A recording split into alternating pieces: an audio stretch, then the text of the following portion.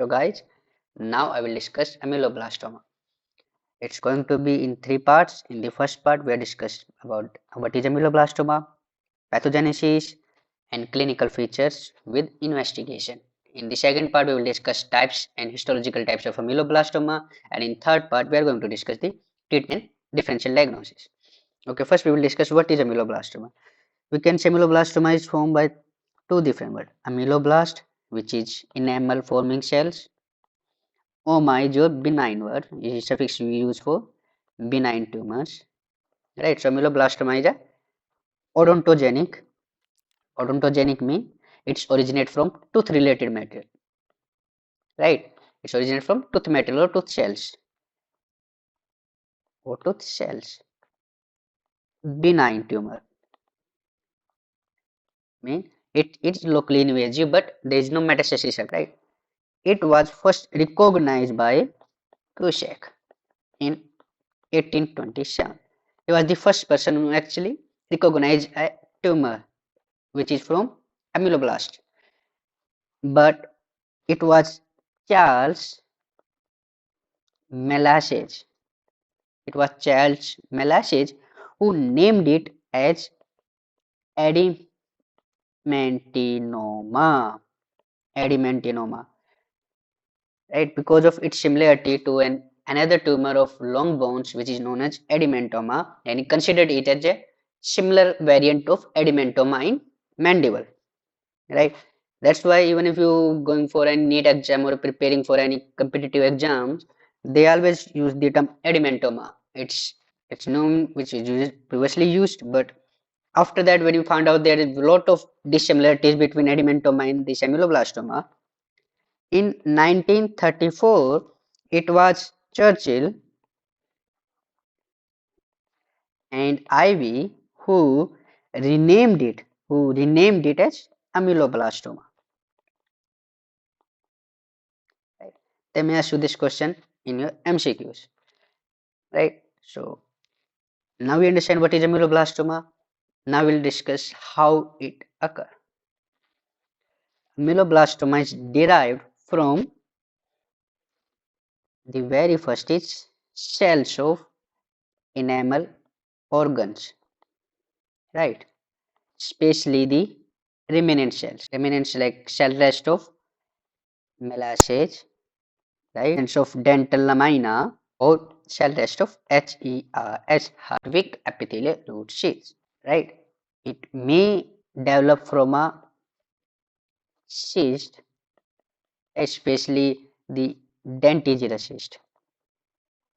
We will discuss in histological points, right? Dentigerous cysts are prone to convert into ameloblastoma. That's why a prolonged or large cyst have a chances of developing into ameloblastoma. Even we can find out a lot of similarities between dentigerous cyst and ameloblastoma. When we discuss the histology, I'll explain to you how. It may originate from basal cells of epithelium of both jaws, right? Basal cells, and then sometimes there is ectopic epithelium parts in other body parts, right? What does it mean? Ectopic epitheliums are basically when a normal tooth structure is forming in different location, like for example in pituitary or ovary. Their chance is when tooth actually form in pituitary or in ovaries, and if it is possible to be tooth to be formed in a pituitary and ovary, then it's possible for a ameloblastoma to occur. It's just progression, right? Next is disturbance to developing enamel organ. Disturbances to developing enamel organ, right? That's why we have most of our developmental disturbances pathology, right? And one of them, it may lead to progression to ameloblastoma. Okay, now we will discuss the clinical features. Ameloblastoma is it's a benign tumor, so the chance is that it may be aggressive or sometimes it's just slow growing.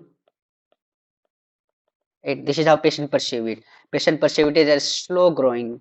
Sometimes it may fast if it's aggressive or recurring, right? Slow growing, painless. Tumors are mostly painless unless they are impinging any nerve or any tooth sometimes. If they are like for example a mandibular tumor, mandibular ameloblastoma, it will impinging your inferior nerve, patient may feel pain unless compressing normal structures or secondarily infected. For example, there is ameloblastoma is forming and there is infection in surrounding to it or in it, then it may become painful. Otherwise, ameloblastoma or any tumor is painless. How does it feel if you touch it? If you touch it, if you touch the swelling, it is bony hard. That's it differentiator between cyst and tumor. Cysts are soft, right? Tumors bony hard, right? They see always you always remember three terms: soft, firm, and bony hard or hard. Soft is as your lips, firm is as your nose or ear, and bony hard is as your bone, as your you can say forehead. All tumors, if you touch it, if it's bony hard, it's a malignancy. Even if you palpate your nerve, if you palpate the lymph nodes, if lymph nodes are tender, if lymph nodes are, you can say, very bony hard, it's a sign of malignancy. Right? That's how you differentiate from a cyst or hematomas from a tumor. If it's a bony hard, it's a tumor. It's non-tender. What does tender mean? Non-tender mean tender is pain when pressure is applied. Pain under pressure. If you try to compress, if you try to press the or touch the swelling, there won't be any pain. How does patient perceive it? How does patient come to know what is going on?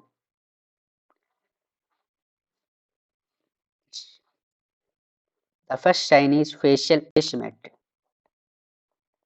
The first sign is facial asymmetry. That's when patient become conscious about it. Sometimes patient may complain of mobility of teeth if it's involving dentures area, if it's involving teeth area, and they may even suddenly exfoliate. Patient be like, I'm said 50, 40, 50-year-old patient and my tooth suddenly fell out, and you just look at it, you will always assume for a periodontal pathology, but when you do the thorough investigation, you find out it's a ameloblastoma. Patient may have paresthesia. Paresthesia is constant sensation of tingling, right? For example, if it's compressing nerve, whenever it's compressing a nerve, your patient may have paresthesia. Sometimes very most common is inferior alveolar. For example, patient is denture wear. Patient is denture wear. So the denture will become loose, or you can say ill-fitting. He won't be able to wear the denture. There are only two major causes. If denture wearer, if patient is having like patient complaint of ill-fitting denture which was like made 6 month back or 1 month back, 1 year back or 2 year back, either it's paget disease, right? Fibrous dysplasia or mostly tumors.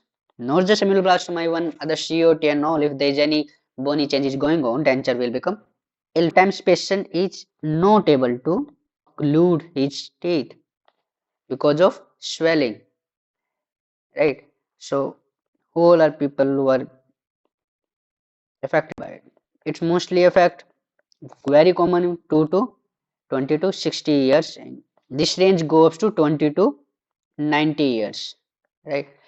Sex, there is no sex predation. There is no sex predation. Basically, male equal to female. Race, if we talk about, it's more common in black compared to wide site. What about the site?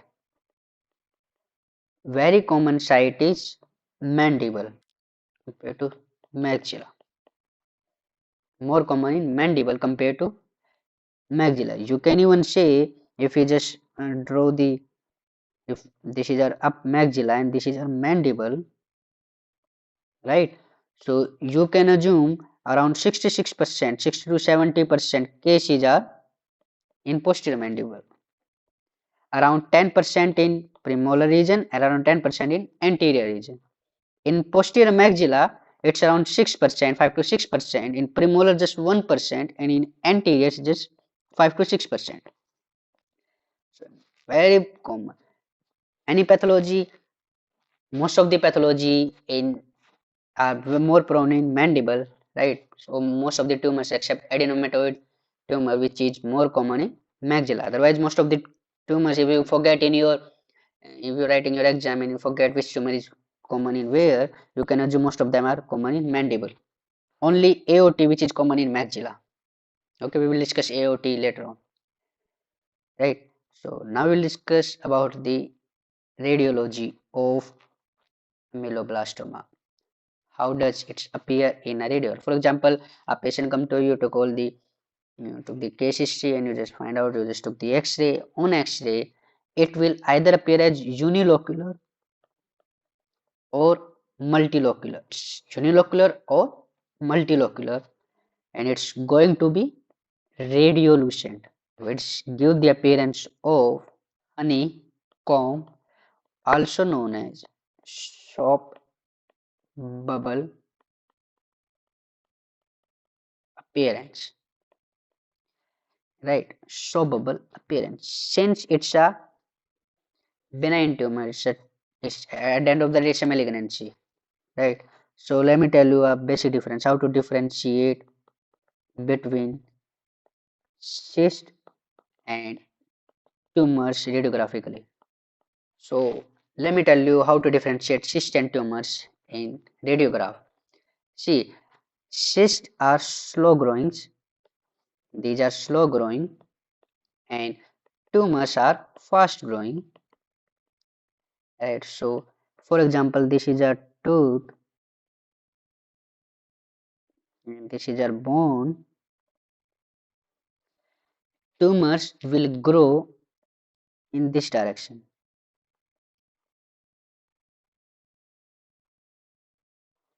in this direction, right?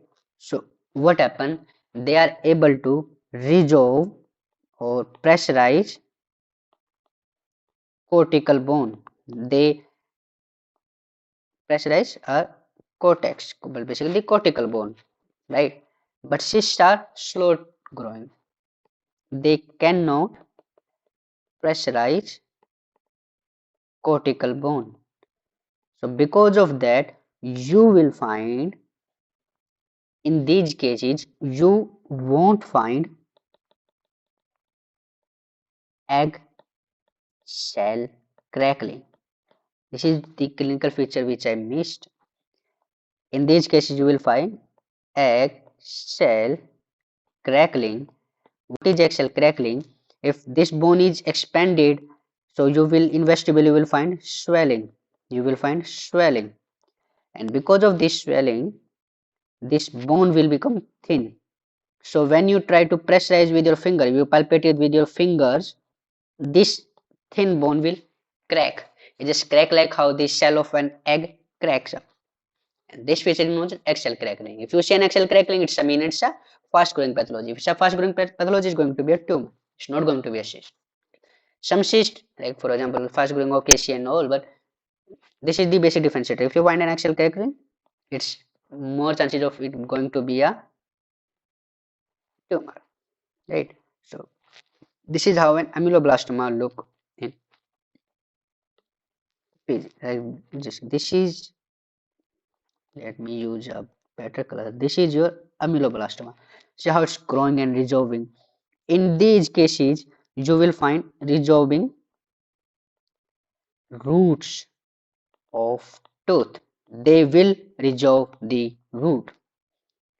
If you can they visualize they tends to resolve roots. In this case, for example, in this case they are resolving the roots, right? If you look deep into it, you can see how they are resolving the roots of molars.